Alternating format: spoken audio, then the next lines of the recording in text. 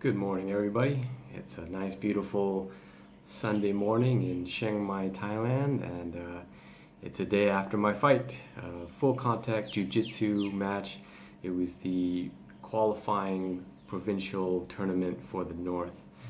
And as you can see, I got a nice little souvenir for my troubles. Anyway, I thought I'd just do this quick vlog on my thoughts on the fight and competition in general. But if you could watch the fight, you pretty much saw what happened.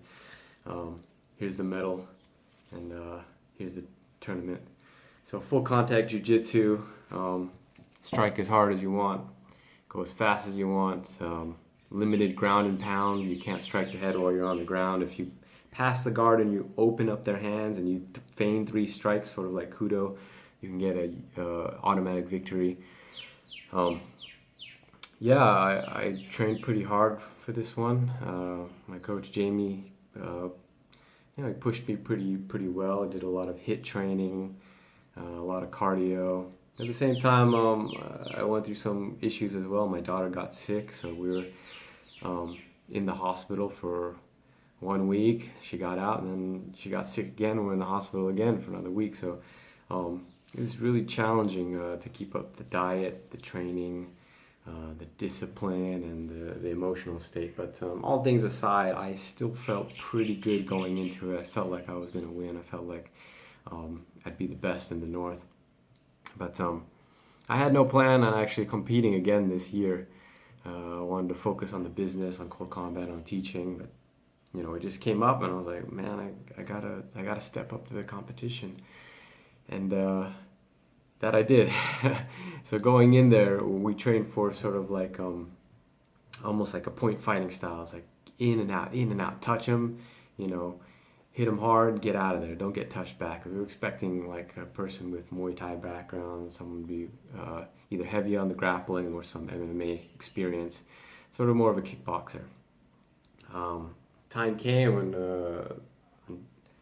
on the match day, there was only 3 competitors. One of them boned out. I don't know if he chickened out or if he was just too tired of waiting, but he left, which is probably a good idea because the competition was pretty stiff, as you can see. So my opponent, boom, he was just a kid, 17 years old, and when I saw him go and hit the bag, I was just like, wow. I had my hand in my mouth, like, wow, this kid's fast, and it was Taekwondo style, and I'm like, well, I want to fight him. I want to see what I'm going to do, how I'm going to fare.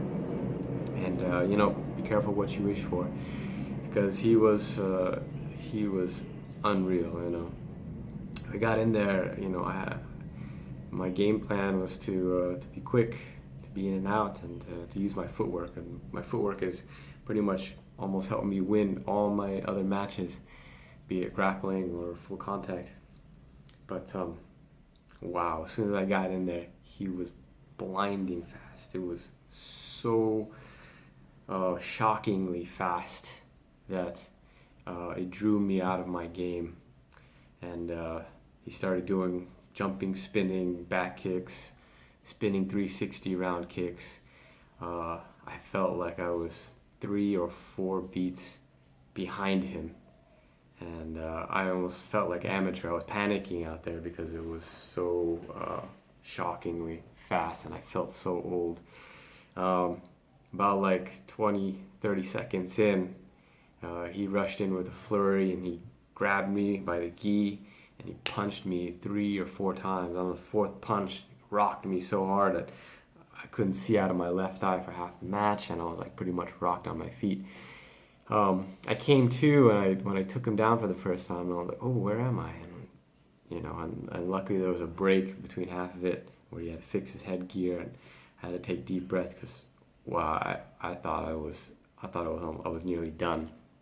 But I kept going through it, and I felt like he made me feel amateurish at times, and there were critical moments in the fight where I was thinking, I don't have the tenacity, the ferocity, the aggression, the testosterone to do what I need to do, to unleash full power and rage. And there's those key moments I just froze and just put my hands up where I should have been striking. And you know, talk about Panantukan, that kid, boom, he did Panantukan on me. He grabbed the gi and he struck me hard and he gave me a nice black eye. But yeah, that's real dirty boxing. So I got to give him credit for that. Anyways, you know, after the match, I congratulated him, and super humble kid, super nice. And it was amazing what he had done that day because he competed in every single event. And, you know, you could see at the last round when he won, he really pulled it out, and like I was gassed out and I was pretty much broken in spirit. But, he deserved the victory because he went above and beyond his limits. For me, as Bruce Lee says, always try to go beyond your limits. This was a learning experience that I got to learn my limits. I got to learn, where my threshold was, which is unfortunate and disappointing.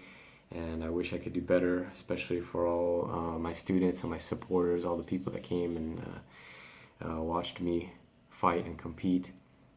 I hope to keep this going. I hope to keep fighting, I feel beat up and I feel, old. I'm 34 already, My mom doesn't like it that I'm fighting, but,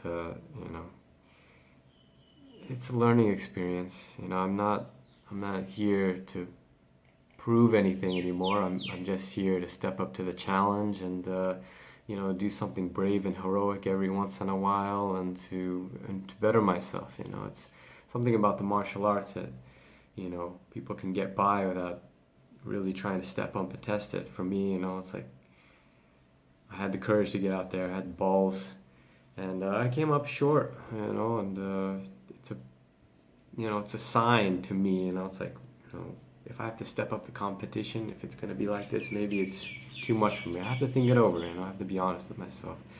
But of course I'm going to keep training, of course I'm going to figure out how to get better, and hopefully just get better and become a better teacher, a better coach, and overall better martial artist. So thank you all for your outpouring of support, and a lot of you guys are saying that I did so well and that I did my all and showed a lot of heart, and thank you guys. I really appreciate that, but I can honestly say I took an ass beating out there, and I'll take it like a man. So anyway, keep watching the channel, and feel free to ask me anything. If you like hearing me talk about this kind of stuff, let me know.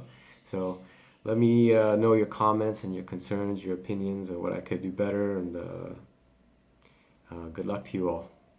Best wishes in your training.